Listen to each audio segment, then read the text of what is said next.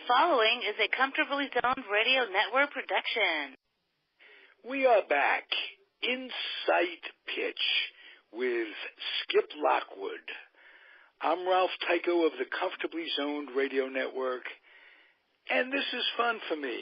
I get to talk to Skip on a regular basis, and I'm really enjoying our acquaintanceship, which is becoming a friendship. I enjoy your company, Skip.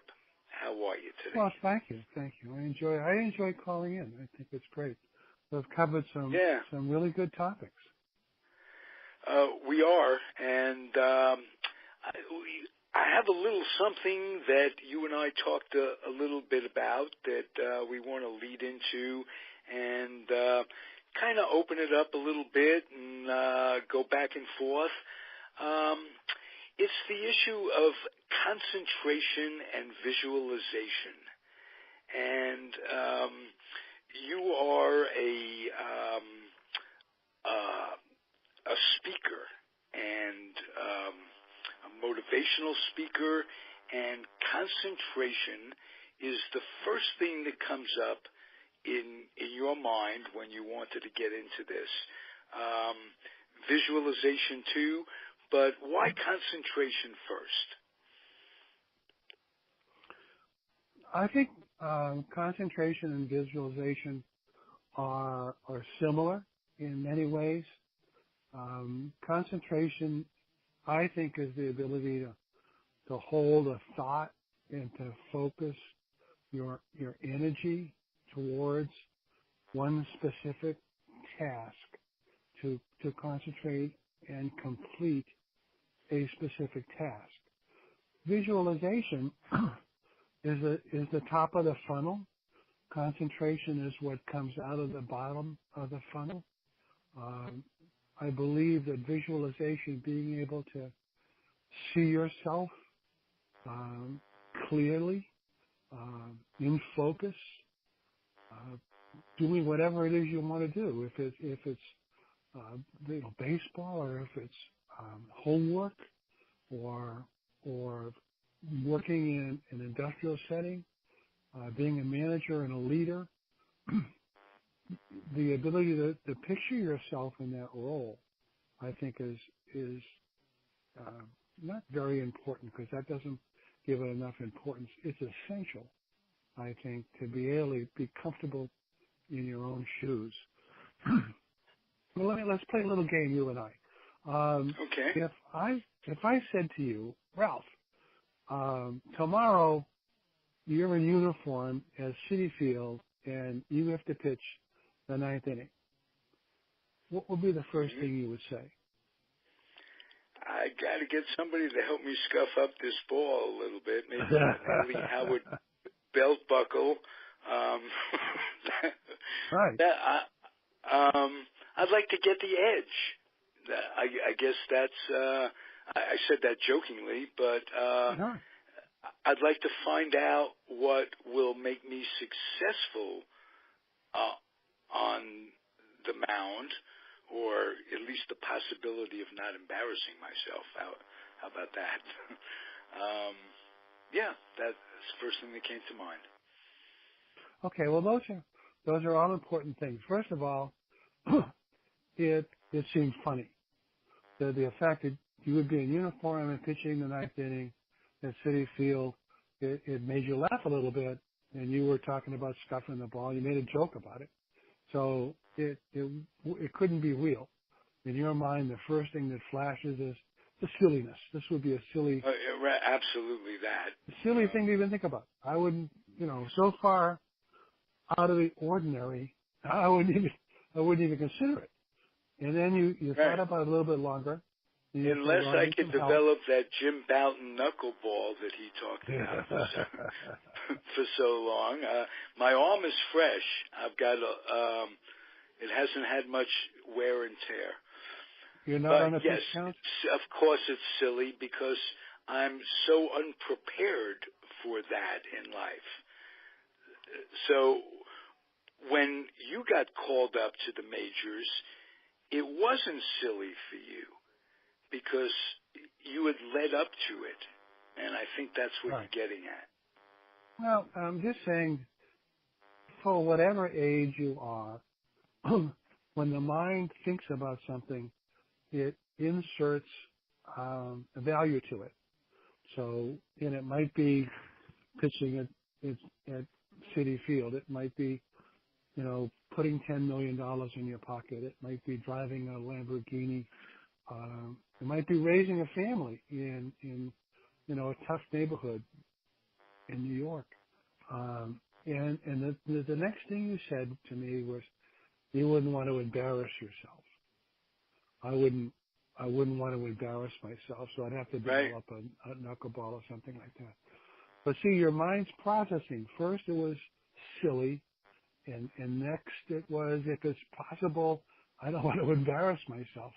So the mind is slowly working, processing these things, and these are all things that go on in the mind of every professional baseball player that ever goes into Citi Field.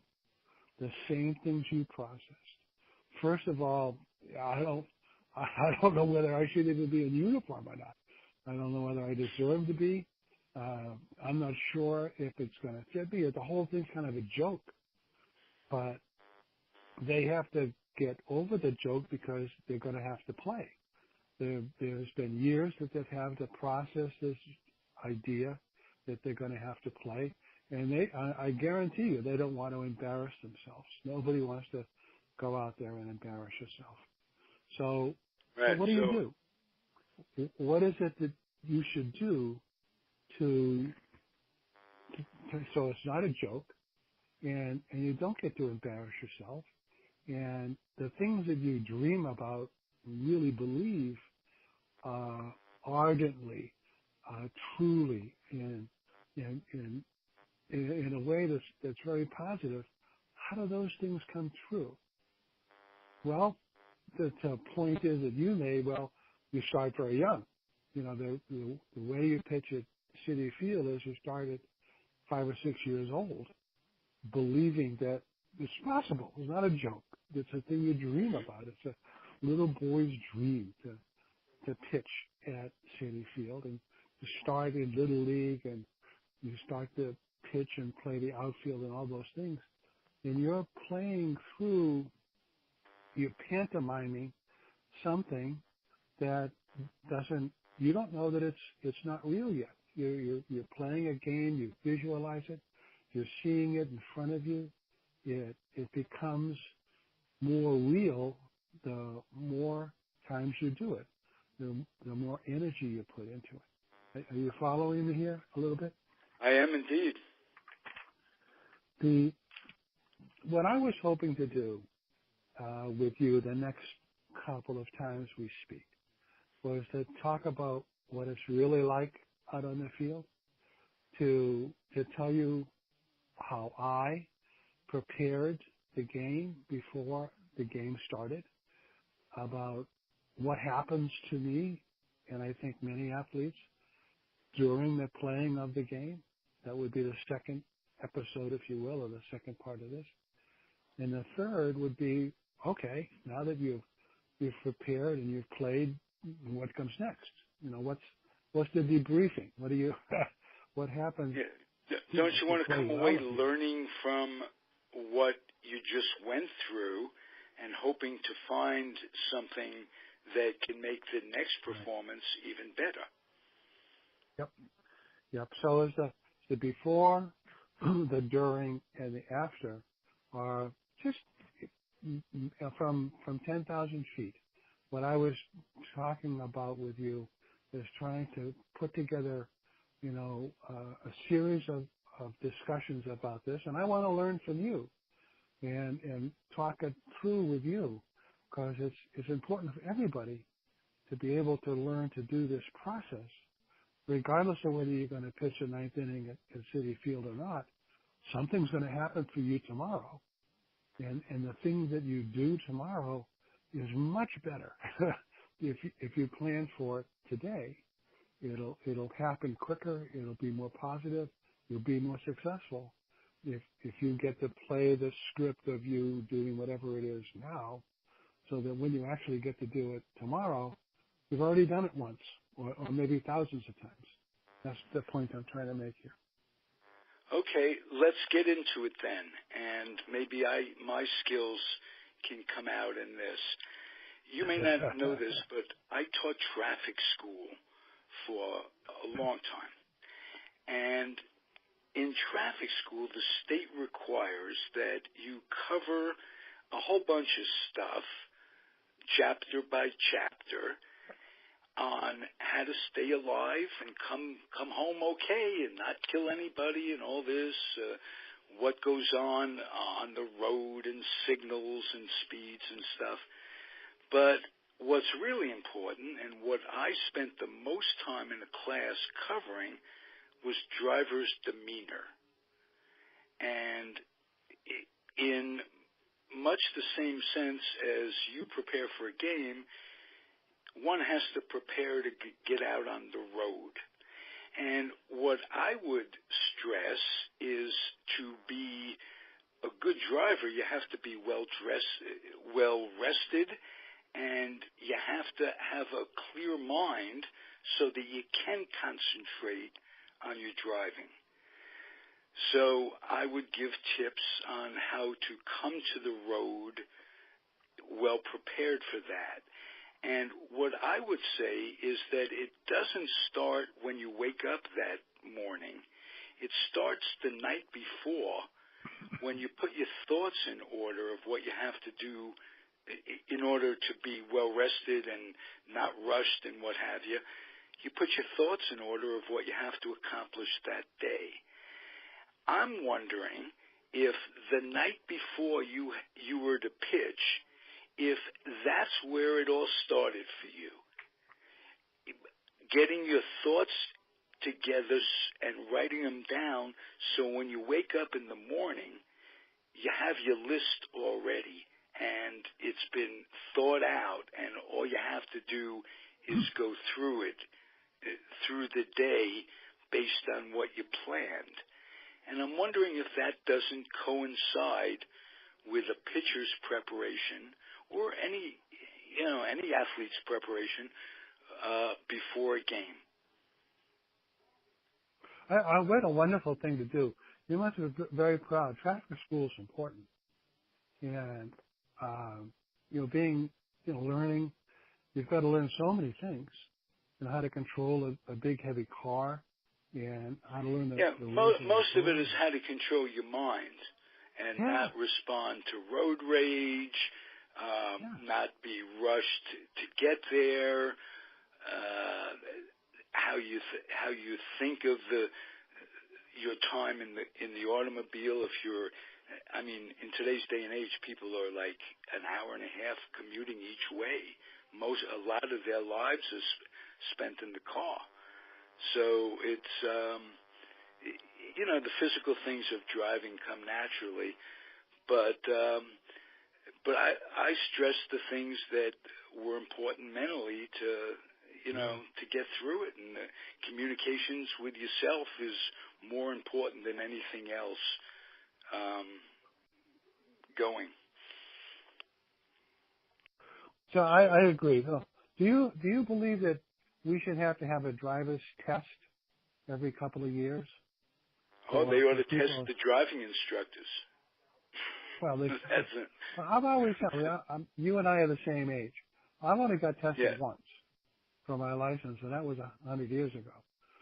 Right. They don't. All you have to do is pass the written test in California to keep going until you get to a certain age. I don't know what that is. Or somebody may cause you to have to take that test. Say a neighbor looks at you and you're going to work every day and you're driving and you really shouldn't be.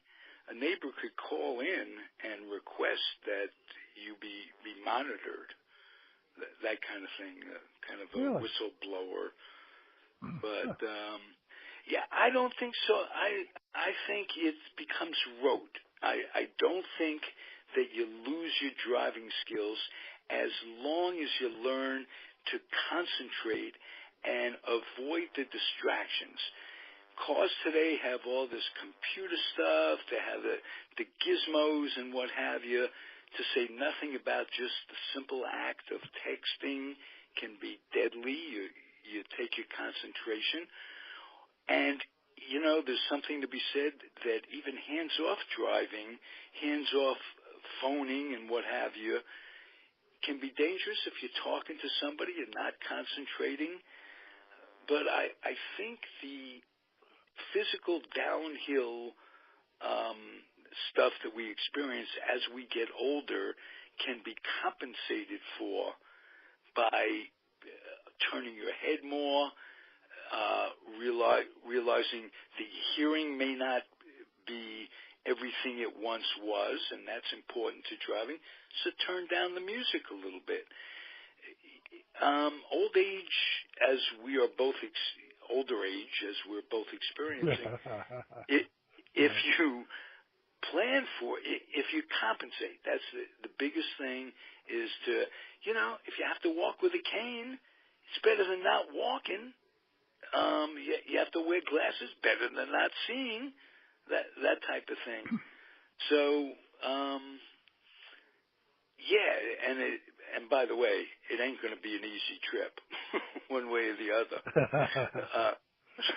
You have to accept that. You have to almost have to find humor in that. And, there's a certain irony of how did we, when we were 25, think of a 71-year-old person? Did we discount a lot of what he or she had to say simply because of their age? And that's a prejudice that folks go through, and we have to live with.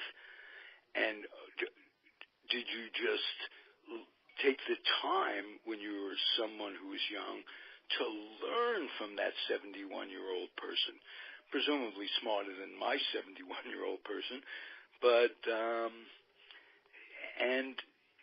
that's a matter of parents passing that on, and maybe having grandparents that influence you. But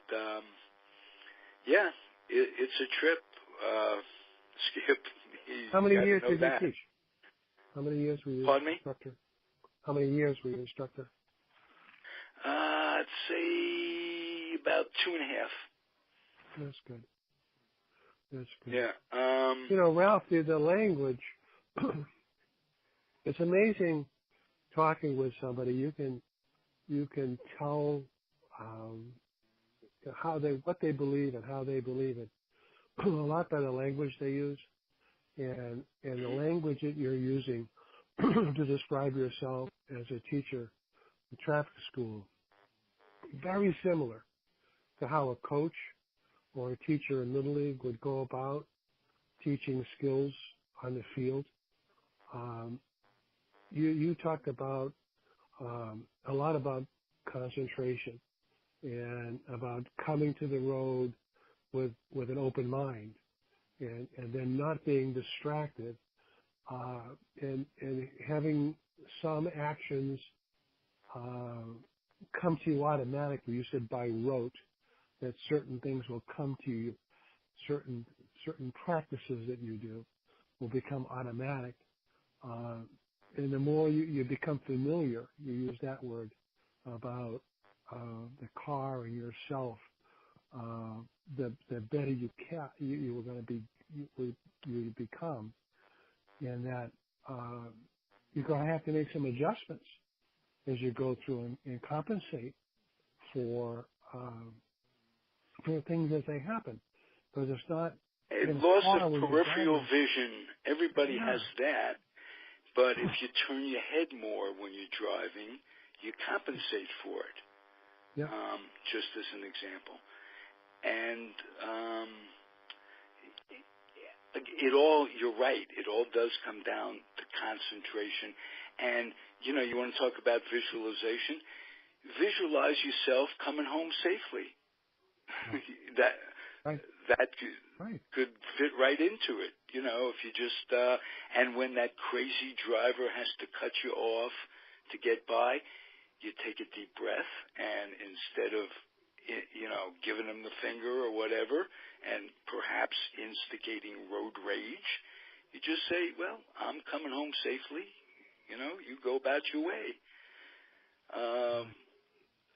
Part of it is prioritizing what's important to you, and it's easy to say as a 71-year-old.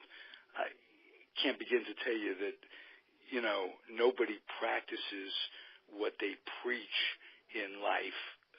When you look back, all of what I'm thinking is based on personal things that didn't work for me.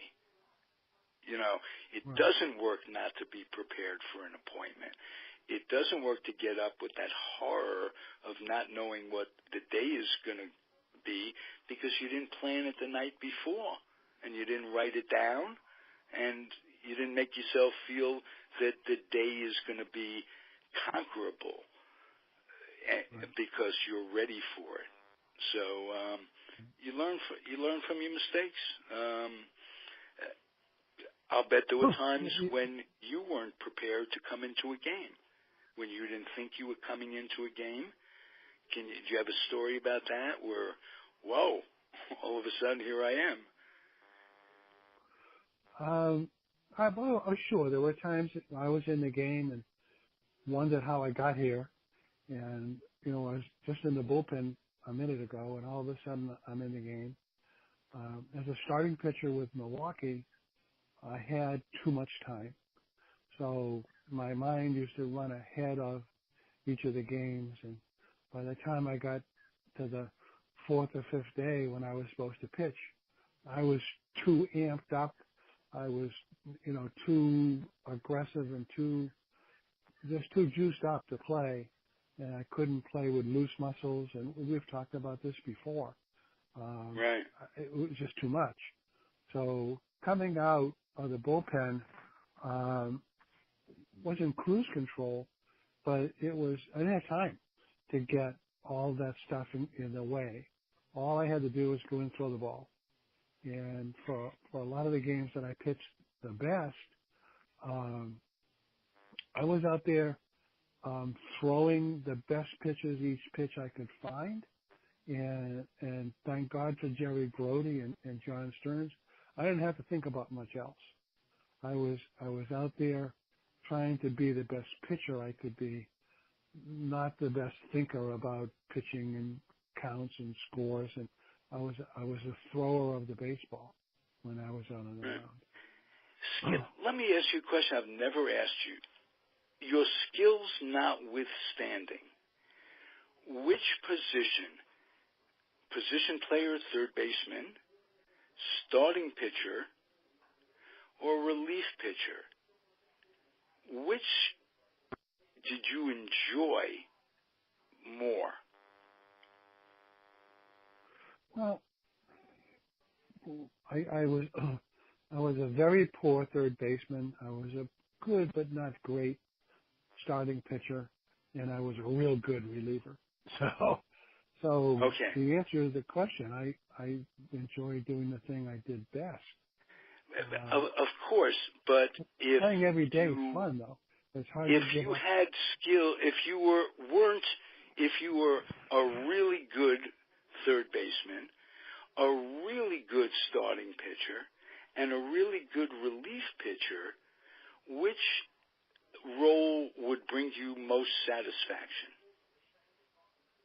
The closer, being the closer, being responsible each night for getting the last out.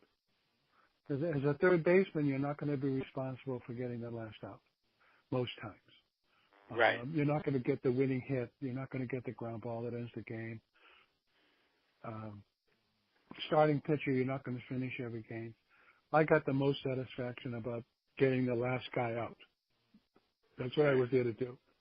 Get the last guy That would out. say so much on an aptitude test, Skip. Would it? Am I right? I don't know how. Yeah, probably. All right. Now let me rephrase the question. Which position is, we'll just make it pitcher or position player. If you're just going out to have fun one day on the ball field in a major league game, where would you most likely get the fun? Again, provided your skill set was the same for both chores. What would be more fun to you? I see it in my grandson. My grandson is 5. He's just coming to baseball with a very clean mind, a very clean slate, open. He loves it, a big smile on his face. He wants to be a hitter. So I got him a Lockwood jersey with 38 on the back for his 6th birthday the other day. Oh, wow. And he wants to be a hitter. So the joy of hitting and contact with the baseball and all of that, I'd want to be a hitter. I want to stand out there and whack that ball. Okay. I don't want to play the outfield or the infield. I want to whack the ball and be a hitter. Well, I just thought of something because I was thinking of your boyhood friend, Rich Hebner, who was a hitting machine, by the way. You're both third basemen. How did that come to be?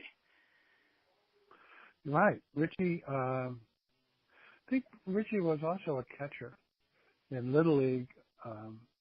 Good guy. I still see Richie occasionally at the Red Sox alumni stuff. He's purposely distanced himself from baseball for personal reasons. Players sometimes get overwhelmed with baseball and a lot of baseball, and then when they get out, if you can't play and you lose control, it can sometimes frustrate you. So I think Richie has gotten away from baseball for his own personal reasons. But I see him every now and then. He was from Norwood, my hometown. Right. I think he's a year or 2 younger than I am. Still in great shape. He coached in the Pirates organizations for years. He was he was a good hockey player, Richie was. And he had a left-handed shot, a left-handed batter. He had a left-handed shot.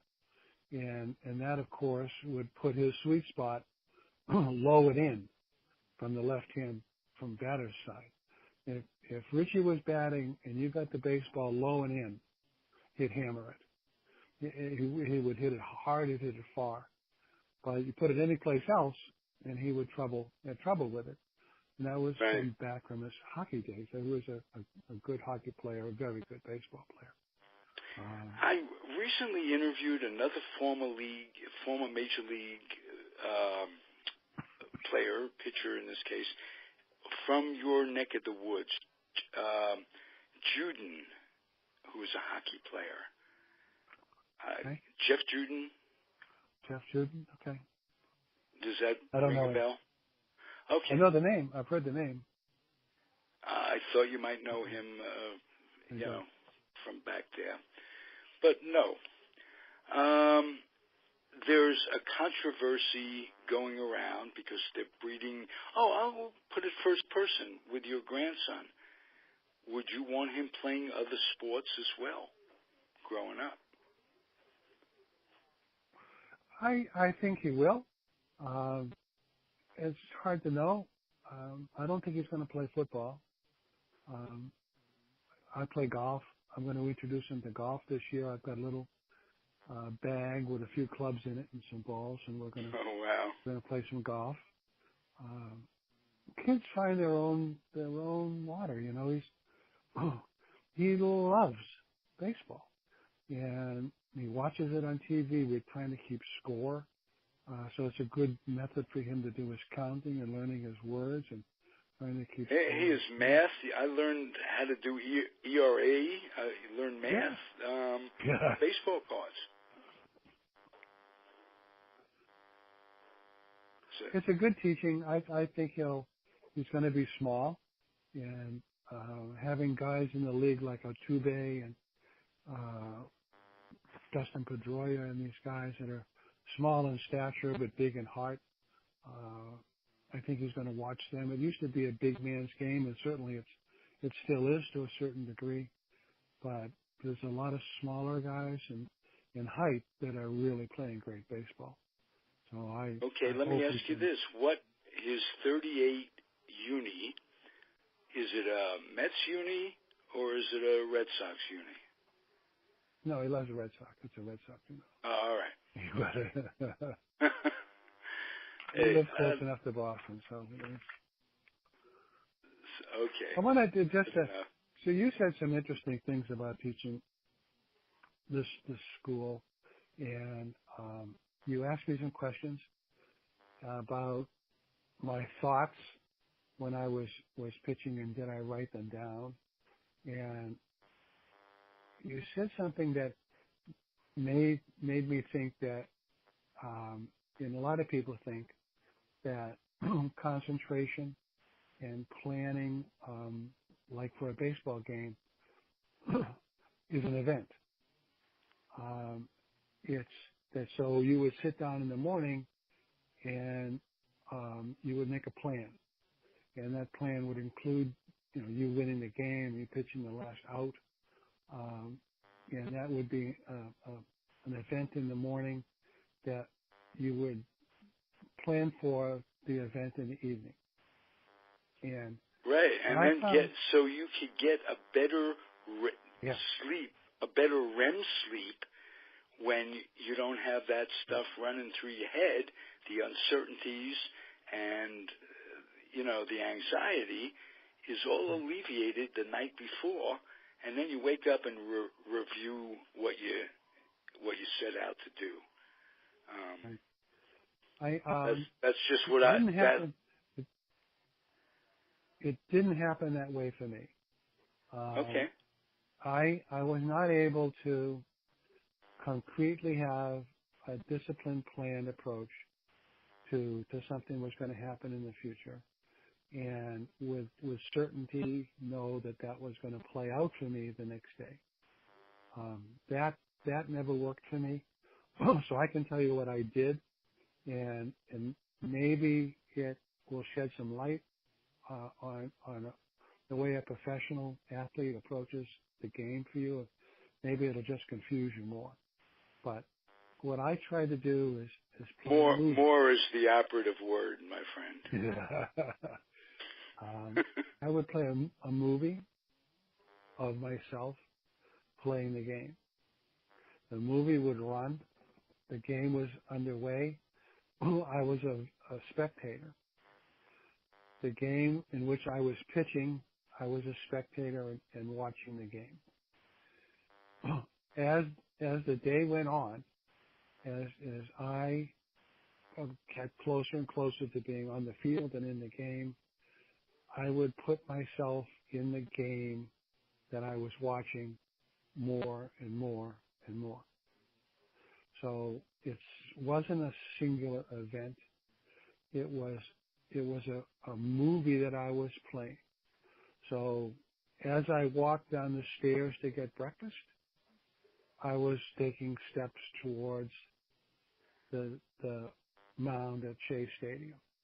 As I picked up the spoon to eat the cereal, I was preparing to pitch that night.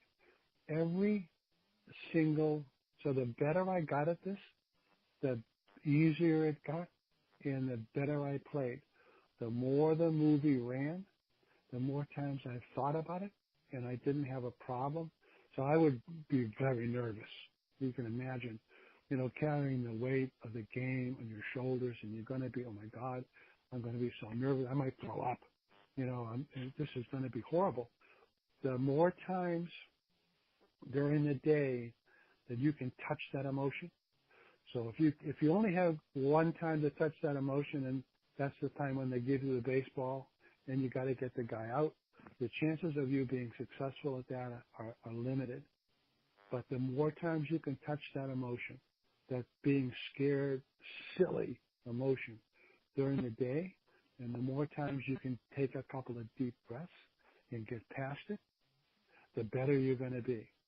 So during the day before I would pitch, I would probably have dealt with the emotional state, being nervous, having butterflies.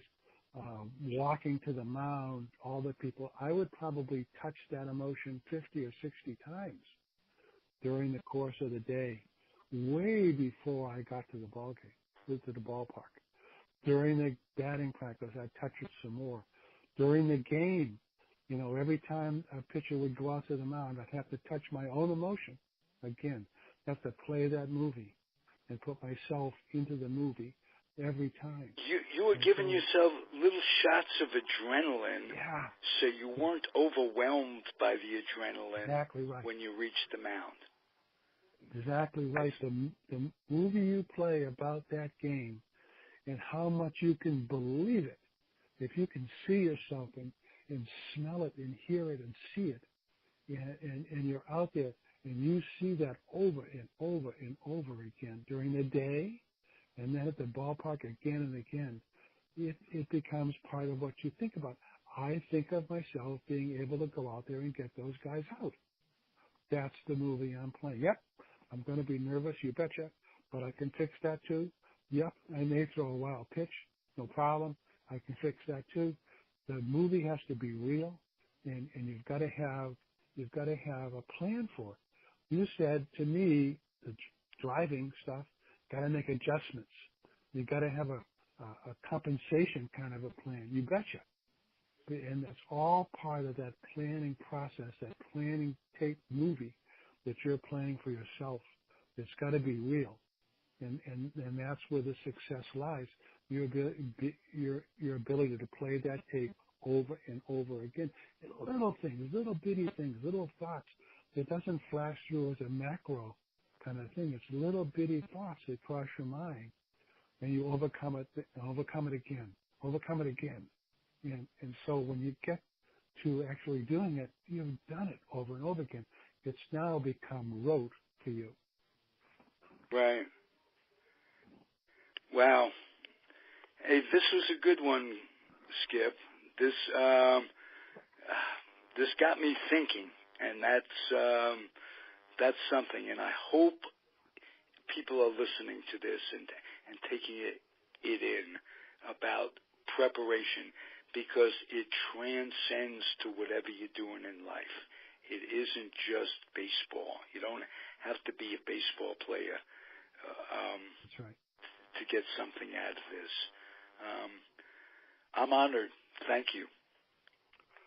I enjoyed the conversation. I'm super happy that I learned more about you in your driving school. It was one of the things that I did that I really did well. And I could tell you kind of a funny story of how it ended, and I will someday. Well, maybe I'll leave that for my memoirs. But Ralph, there's so much more to talk about here in the game day preparation, what's going on during the game out there, and what you think about afterwards. There's an enormity of issues and personal issues that people, once they learn the skill, once they learn how to do it, how to control it, it transcends things. It's skills that you can use in a lot of places, in a lot of different settings. Well, I saw a picture the other day, and maybe this is not off the topic at all. Kid named Blackburn, I think with the A's, and he just got kicked around. I mean, an inning and a third, 7 runs, 5 walks, that kind of thing. And I saw a picture of him. He was sitting on the bench after he got taken out, just this blank stare. And I was interested to see how he was going to do the next game. He came back from it. He had a very, very decent outing. Yep. Point being, the most important thing is, like you say, the after effects of it, what you learn from it, and what you can take forward. Was there ever a time when you were hit around so badly, either as a starter or as a reliever, you were just slunged, as they say, where you come out and you just question it all? you have to go back to almost to square one in building yourself up, your ego up, and what have you? Did you ever have to go through that? It's not what. So yeah, sure. There are times when you go out to the field you don't perform well. There are times when I got hit poorly a lot. I walk guys and give up home runs, and I was embarrassed because I wouldn't back up a base or two. So you can really go out there and have a poor performance. But I didn't ever believe that was really the way I played baseball. And so I had to forgive myself for that. And I had to know that baseball is played in a human way. They're not always going to go out there and do exactly what you had planned to do. The big thing is that I the have mind, control over what Skip, I have control over. Produces thoughts that are random, and you have to get rid of those thoughts that come in. How do you stop those thoughts? How did you have a way of heading those thoughts off so that the negativity didn't get the better of you? Yes. So bad things are going to happen to you. And we need to talk about this as for the next chapter. But bad things happen to you, and that's a fact. How you feel about those bad things, you have control over. So if you decide that if something bad happens to you, I know what I'm going to do. I know how I'm going to feel about it. I know there's a cure. I know there's something active I can do to fix that. And I know it's really not me, because I know that I'm capable of pitching very well. I've done it over and over. The script in the movie I play for myself has good performances and bad performances in it. It's a real script. It's a real movie. I'm really in control of what I feel.